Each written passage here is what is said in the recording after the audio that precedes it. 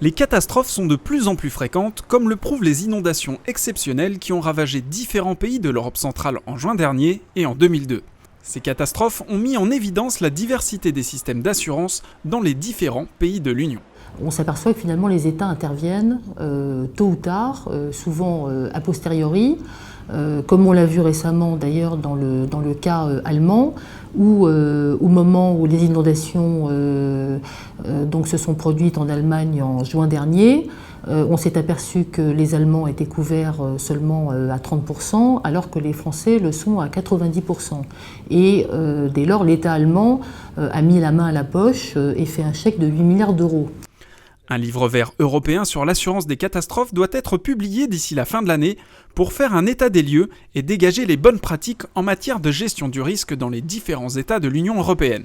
Le modèle français a fait ses preuves en termes de solvabilité.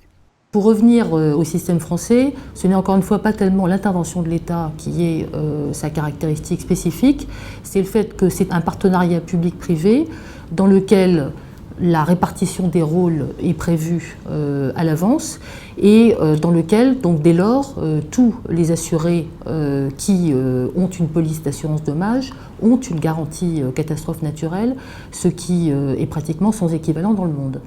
Suite à cette consultation européenne, les acteurs français reviennent sur une éventuelle harmonisation de la gestion des catnats au niveau européen, avec des opinions divergentes. L'Europe pourrait utilement essayer de mettre en place un système de mutualisation des garanties publiques. Quand une grande catastrophe naturelle affecte un État, de même que les moyens de sécurité civile peuvent être apportés à cet État, de même, un support temporaire d'un ou de plusieurs États voisins pourrait être apporté à l'État en difficulté parce qu'on est solidaire. Surtout, le climat, le vent, la tempête, les inondations se jouent des frontières. La Commission européenne n'a pas pour l'instant une volonté d'harmoniser les systèmes d'assurance et je pense qu'elle aurait tort de le faire.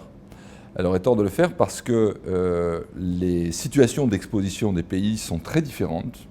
Vous avez par exemple un pays comme l'Italie ou des pays comme la Grèce qui sont très soumis au risque sismique, au risque de tremblement de terre, qui est un risque qui est très très violent et qui a des conséquences très importantes. La France est un pays qui est moyennement exposé aux aléas naturels et elle l'est en plus de manière très circonscrite, c'est-à-dire qu'il y a des zones très inondables. Donc les situations des pays sont très différentes et à chaque situation, les systèmes d'assurance doivent s'adapter. L'harmonisation entre les 28 pays de l'Union n'est pas encore à l'ordre du jour, mais le livre vert aura permis aux États de faire un diagnostic sur l'exposition aux risques climatiques et d'échanger sur les différents dispositifs qui permettent de se protéger financièrement contre les catastrophes.